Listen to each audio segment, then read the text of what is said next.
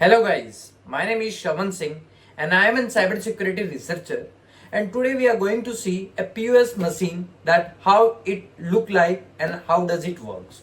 So let's explore by unboxing it. I have a box of POS machine, so let's open it and let's see how does it look like. Okay, so first we are opening the box.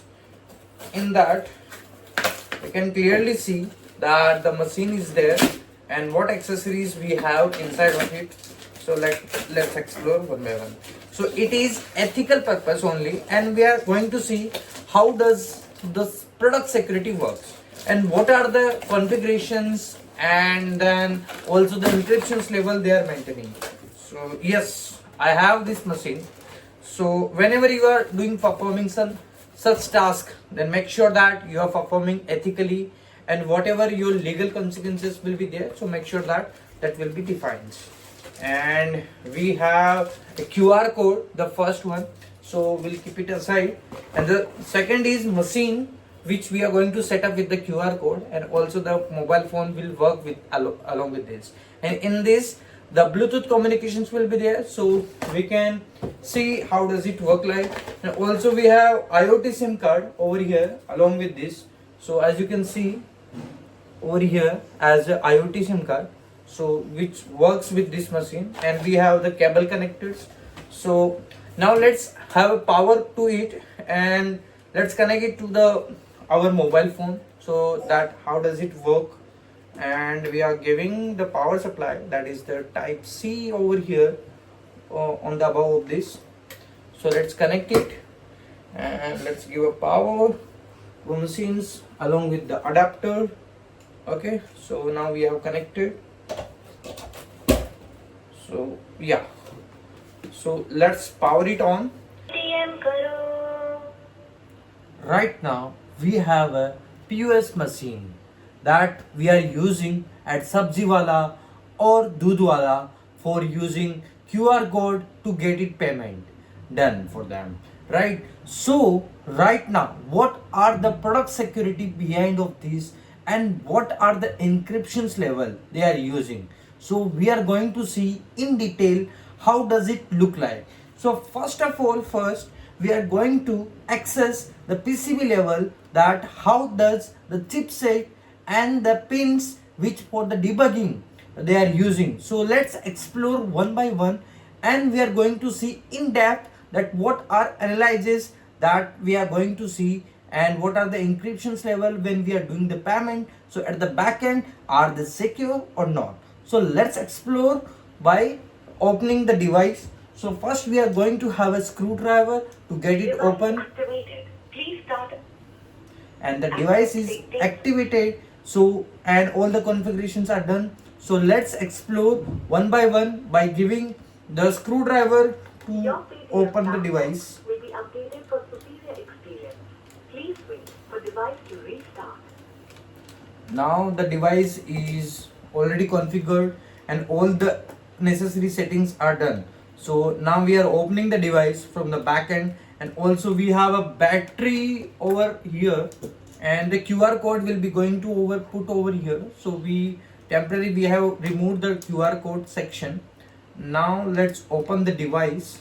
Paytm karo. Software update completed. Now you can continue using your Paytm soundbox. Now as you can see that the software and everything is updated, everything. So now our bank details and everything is connected with this device. So now we have already opened the device, and as you can see at the back end, the battery is there, the lithium battery they are using, so with the connectors along with the PCB. So we have this at the back end, and let's open it and see how does it look like. So first thing is first, we'll remove the connector from the battery, and also as you can see the PCB and everything is there, right? All the things are set up.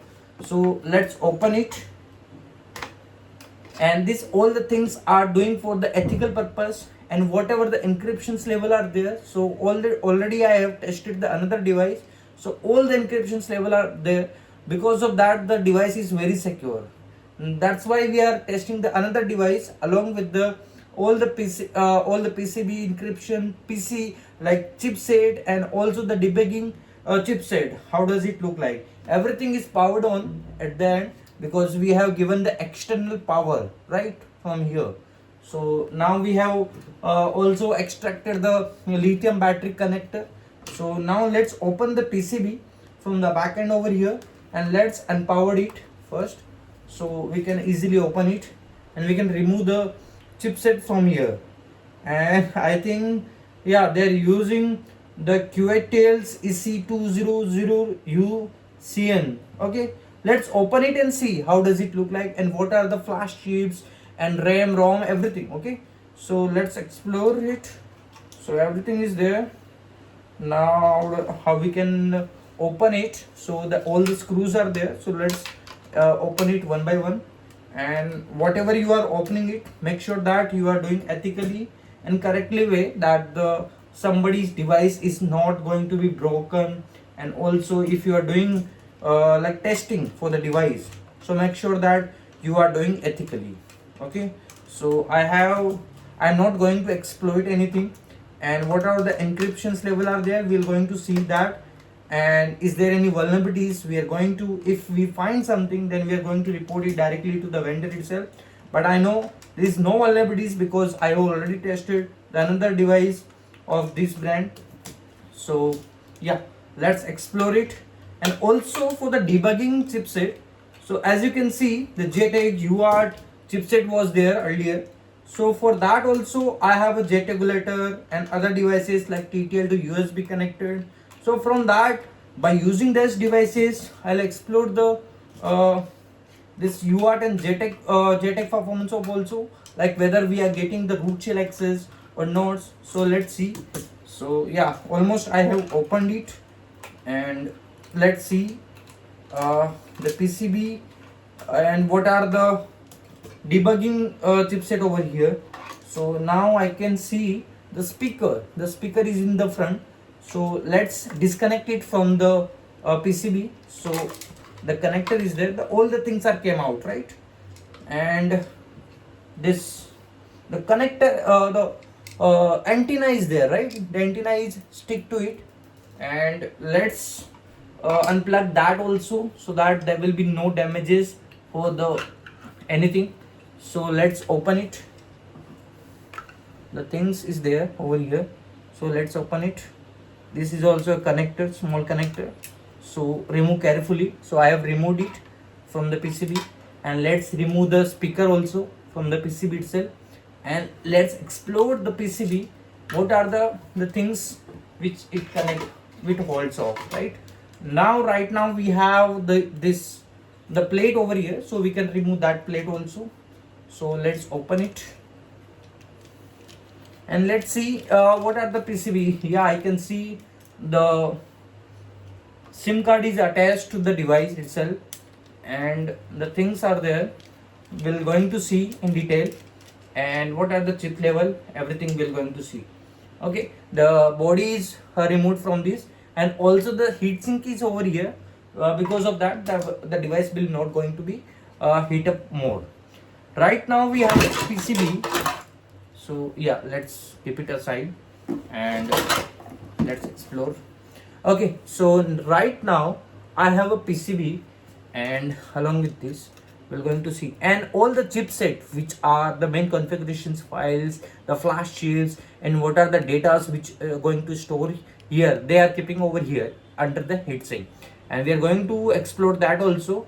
And the other communications, the buttons over here, which we are going to see for the controlling, and the Type-C port is for the powering up. And other configuration, the SIM card is attached at the behind.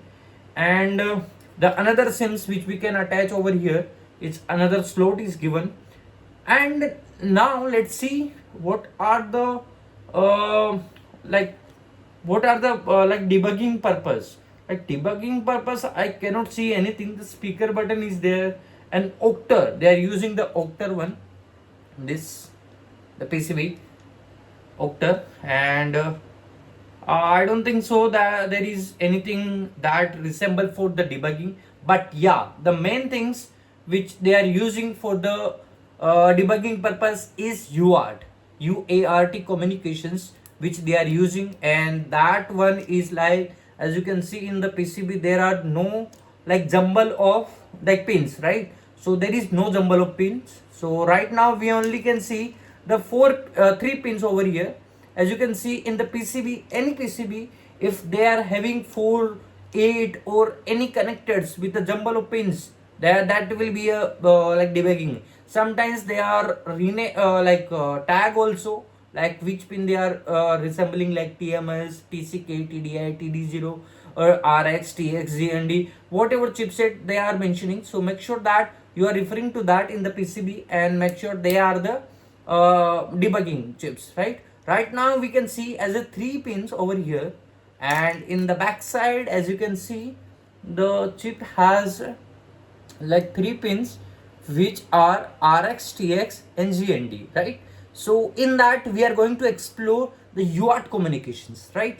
And now we have already a power, right? So there is no need of ground, only we just need an RX and TX, so that we can communicate with the device and the shell.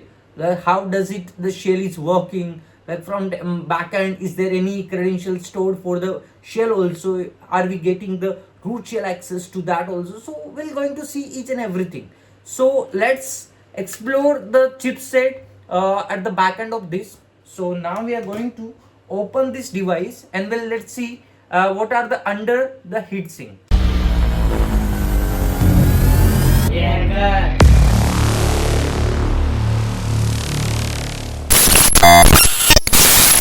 The proper rework station to the heatsink so that it could get removed, and then after that we can see below and beneath of this what chipset they are using, and also what, and then later on we are going to see what encryptions levels they are maintaining up to.